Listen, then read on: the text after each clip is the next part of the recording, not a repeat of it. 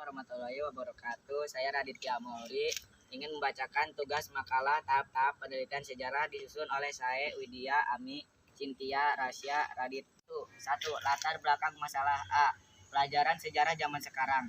Indonesia merupakan negara majemuk yang kaya akan sejarah dan kebudayaan. Namun dewasa ini kita dihadapkan pada persoalan rendahnya minat generasi milenial terhadap sejarah. Sejarah kerap kali dianggap sebagai hal yang membosankan dan tidak menarik. Adanya perkembangan zaman yang begitu pesat, sejarah seperti dilupakan dan disangkal. Banyak yang melahirkan sejarah identik dengan belajar masa lalu. Pasalnya sejarah penting berperan dalam pendidikan generasi milenial. B. Perkembangan terhadap tahap-tahap penelitian sejarah. Penelitian sejarah merupakan salah satu metode penelitian untuk memahami apa yang terjadi di masa lalu secara detail dan juga punya bukti yang kuat. Setiap negara tentunya memiliki sejarah. Indonesia misalnya punya sejarah berdirinya banyak kerajaan besar yang tersebar di seluruh wilayah Nusantara. Kemudian ada sejarah di mana masuk pemerintahan kolonial ke tanah air yang membuat sejumlah kerajaan di Indonesia pada akhirnya tutup usia. C. Sifat tahap-tahap penelitian sejarah. Penelitian merupakan kegiatan yang menurut objektivitas memerlukan proses yang intensif, sungguh-sungguh, sistematis, dan formal. Sifat penelitian dapat dibedakan sebagai berikut. Penelitian bersifat empiris adalah penyelidikan yang didasarkan pada objek nyata percobaan. Penelitian bersifat non-empiris adalah penyelidikan yang didasarkan pada objek-objek yang tidak nyata atau objek-objek pikiran statik, matematika atau fisika. Pada penelitian bersifat empiris, informasi diperoleh melalui eksperimen, pengalaman, dan observasi.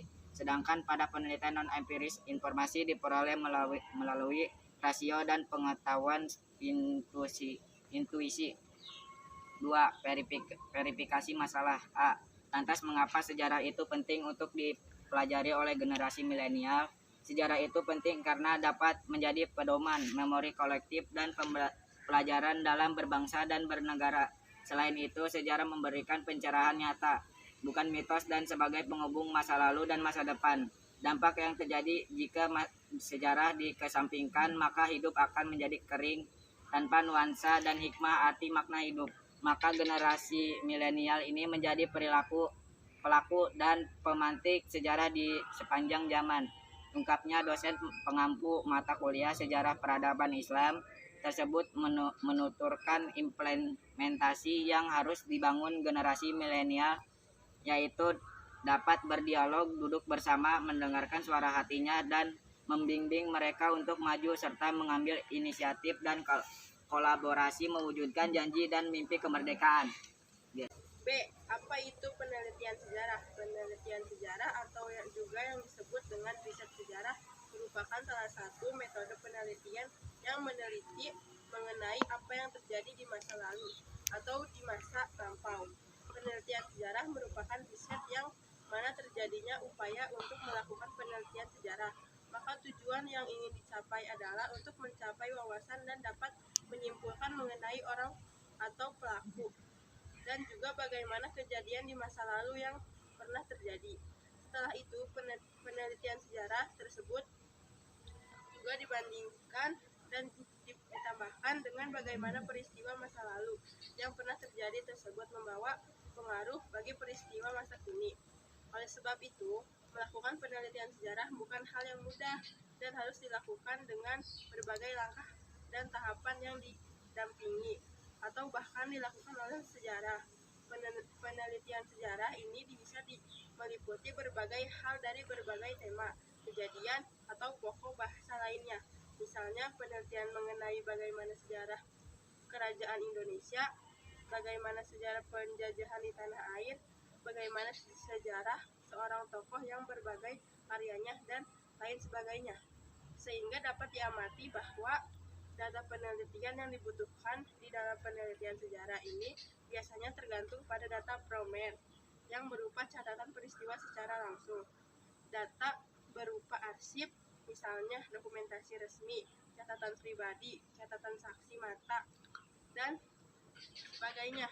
Data primer tersebut juga dapat didukung dengan data sekunder yang berupa informasi dari yang tidak menyaksikan. Terus, Misalnya ensiklopedia, surat kabar, atau buku pelajaran. Data yang didapatkan pada penelitian sejarah tadi juga biasanya tunduk terhadap kritik eksternal atau dari proses verifikasi keaslian atau validitas sumber dan juga kritik internal yang berasal dari ekspor makna sumber.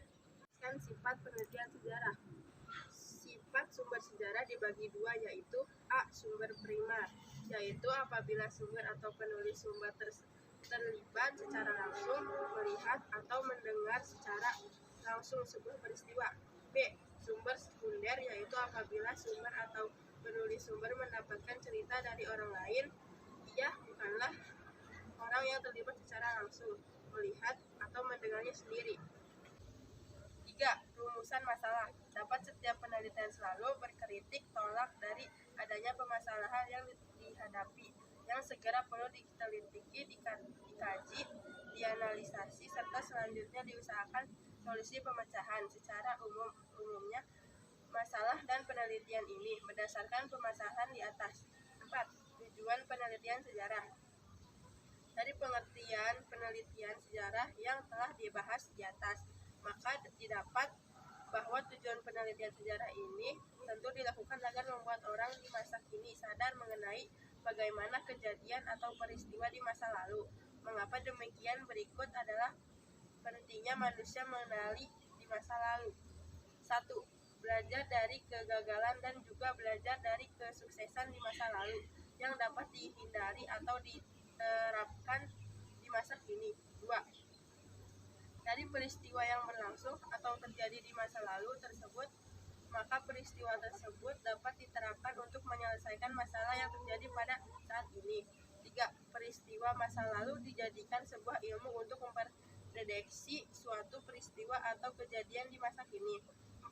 Peristiwa atau kejadian di masa lalu bisa digunakan untuk menguji hipotesis mengenai hubungan dan tren yang terjadi di masa kini. Dan 5. Peristiwa yang terjadi di masa lalu bisa digunakan untuk memahami praktik dan juga bagaimana kebajikan pendidikan masa kini. 5. Peristiwa yang terjadi di masa lalu bisa digunakan untuk memahami praktik dan juga bagaimana kebajikan pendidikan di masa kini secara lengkap dan mendalam. 1. Penelitian sejarah. Penelitian sejarah atau yang juga disebut dengan riset sejarah merupakan salah satu metode penelitian yang meneliti mengenai apa yang terjadi di masa lalu atau di masa lampau. Penelitian sejarah ini merupakan riset yang mana terjadi upaya untuk mempelajari, memahami, dan juga menafsirkan peristiwa dari masa lalu. Dengan melakukan penelitian sejarah, maka tujuan yang ingin dicapai adalah untuk mencapai wawasan dan dapat menyimpulkan mengenai orang atau pelaku dan juga bagaimana kejadian di masa lalu yang pernah terjadi. Setelah itu, penelitian sejarah tersebut juga dibandingkan dan juga ditambahkan dengan bagaimana peristiwa masa lalu yang pernah terjadi tersebut membawa pengaruh bagi peristiwa masa kini. Oleh sebab itu, melakukan penelitian sejarah bukan hal mudah dan harus dilakukan dengan berbagai langkah dan tahapan yang didampingi atau bahkan dilakukan oleh sejarawan. Penelitian sejarah ini bisa meliputi berbagai hal dari berbagai tema, kejadian, atau pokok bahasa lainnya. Misalnya, penelitian mengenai bagaimana sejarah kerajaan Indonesia, bagaimana sejarah penjajahan di tanah air, bagaimana sejarah seorang tokoh dengan berbagai karyanya dan lain sebagainya.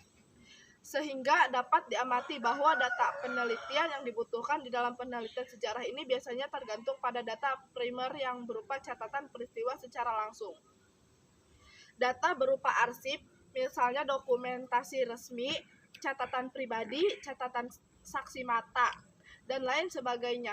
Data primer tersebut juga dapat didukung dengan data sekunder yang berupa informasi dari orang yang tidak menyaksikan peristiwa tersebut. Misalnya ensiklopedia, surat kabar, atau buku pelajar. Data yang didapatkan pada penelitian sejarah tadi juga biasanya tunduk terhadap kritik eksternal atau dari proses verifikasi. Keaslian tadi juga biasanya tunduk terhadap kritik eksternal atau dari data yang didapatkan pada penelitian sejarah tadi juga biasanya tunduk terhadap kritik eksternal atau dari proses verifikasi keaslian. Data yang didapatkan pada penelitian sejarah tadi juga biasanya tunduk terhadap kritik eksternal atau dari proses verifikasi keaslian atau validitas sumber dari juga kritik internasional yang berasal dari eksplorasi makna sumber.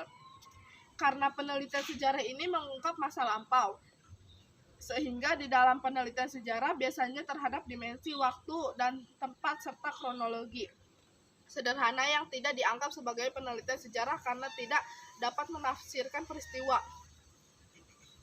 Dengan adanya penelitian sejarah yang berlangsung tersebut, maka laporan penelitian yang disusun Dengan adanya penelitian sejarah yang berlangsung tersebut, maka laporan penelitian yang disusun dapat dipertanggungjawabkan dan bahkan memiliki bukti kuat yang mampu menjelaskan kronologis atau rentetan peristiwa di masa lalu. Sebagai bukti bahwa narasumber terlibat di dalam kejadian secara langsung, baik itu manusia, foto, hasil rekaman, dan lain sebagainya. Jika ditinjau dari bagai segi sejarahnya, maka penelitian sejarah ini biasanya memiliki ketergantungan yang berlebihan terhadap berbagai sumber sekunder, yang mana penelitian sejarah tersebut tidak dapat menerima dari histori pada nilai nominal. Karena banyak buku harian, memor, report, dan juga kesaksian tertulis yang berguna untuk kepentingan penulis dan sumber data. Di dalam penelitian sejarah ini, peneliti harus jeli untuk menerima kesimpulan dari seluruh isi sumber sejarah yang berhasil ditemukan, kemudian analisis dilakukan untuk keperluan proses, menceritakan kembali peristiwa bersejarah sesuai dengan kondisi ketika peristiwa tersebut terjadi di masa lalu. Diperlukan juga penekanan untuk menafsirkan dokumen, buku harian, surat kabar, dan sejenisnya, yang kemudian menjadi sumber sejarah yang valid dengan menggunakan sumber data baik itu primer maupun sekunder. Perlu juga digarisbawahi bahwa sumber yang didapat harus berasal dari sumber yang berkredibilitas, yang dipercaya, sehingga dibutuhkan dua sumber yang primer dan sekunder untuk membantu mendukung topik penelitian diangkat kembali dan dibahas di masa kini. 2. Pengertian peneliti sejarah menurut ahli. Setelah memahami pengertian peneliti sejarah secara umum, Anda juga harus mengetahui bagaimana pengertian peneliti secara umum, secara menurut para ahli. Berikut merupakan pendapat beberapa ahli mengenai penelitian sejarah. Alfian, dalam Santoso 2006, menurut Alfian, penelitian sejarah merupakan seperangkat aturan dan prinsip-prinsip yang sistematis. Untuk mengumpulkan sumber-sumber secara efektif, menilainya secara kritis dan mengujikan sintesis dari hasil-hasil yang dicapai dalam bentuk tulisan. Yatim Rianto 1996. Yatim Rianto berpendapat bahwa penelitian sejarah berbeda dengan penelitian yang lain. Penelitian sejarah merupakan teks post facto research yang dinaungi oleh penelitian kualitatif. Dalam penelitian sejarah tidak terdapat manipulasi atau kontrol terhadap suatu variabel, sebagaimana dalam penelitian eksperimental. Donald Ari, DKK 1986. Donald Ari berpendapat bahwa penelitian sejarah merupakan sebuah usaha untuk menetapkan fakta dan mencapai simpulan mengenai hal-hal yang telah lalu yang dilakukan secara sistematis dan objektif oleh ahli sejarah dalam peneliti, mengevaluasi dan menafsirkan bukti-bukti untuk mempelajari masalah baru. Jack R. Frankel dan Norman E. Wallen. Menurut Jack R. Frankel dan Norman E. Wallen, definisi penelitian sejarah adalah sebagai penelitian yang secara eksklusif memfokus pada masa lalu. Penelitian sejarah mencoba merekonstruksi apa yang terjadi pada masa lalu selengkapnya dan seakurat mungkin, dan biasanya menjelaskan mengapa hal itu terjadi. E.H.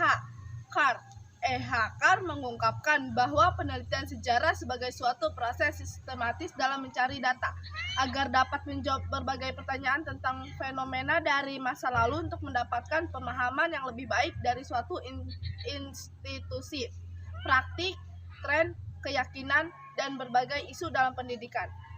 John Bess, 1997. John W. Bess mengungkapkan pendapat mengenai penelitian sejarah yang merupakan rekaman presentasi manusia, bukan semata-mata sebagai daftar rentetan peristiwa secara kronologis saja, namun merupakan gambaran melalui berbagai hubungan yang benar-benar menunggang antara manusia, peristiwa, waktu, dan juga tempat. Observasi penelitian sejarah tidak dapat dipandang secara terpisah atau sepotong-potong, karena tidak ada orang yang dapat dijadikan subjek penelitian sejarah tanpa memperhitungkan bagaimana interaksinya dengan gagasan, gerakan, atau intuisi yang hidup pada zamannya. 3. Tahap dalam penelitian sejarah. 1. Heustrik, pengumpulan sumber. A. Sumber lisan. B. Sumber tulisan. 2. Verifikasi kristik sumber. A. Verifikasi eksternal. B. Verifikasi internal. 3. Interpretasi. 4. Historiografi penulisan. 5. Sumber primer sekunder. Sumber dalam data penelitian ini sangat penting untuk diperhatikan yang mana sangat berpengaruh pada hasil penelitian. Sumber dalam penelitian sejarah ini dibedakan menjadi 2 jenis, yaitu yang pernah ada sumber primer dan yang kedua merupakan sumber sekunder. Sumber primer. 2. Sumber sekunder. 6. Manfaat penelitian sejarah. Selain memiliki tujuan, penelitian sejarah tentu juga memiliki manfaat terdiri bagi peneliti atau banyak orang. Karena pada dasarnya, penelitian sejarah ini kemudian digunakan sebagai pembanding oleh catatan peristiwa sejarah dan kegiatan yang terjadi di sekitarnya, dengan cara membantu dan mengatur peristiwa sejarah secara berurutan.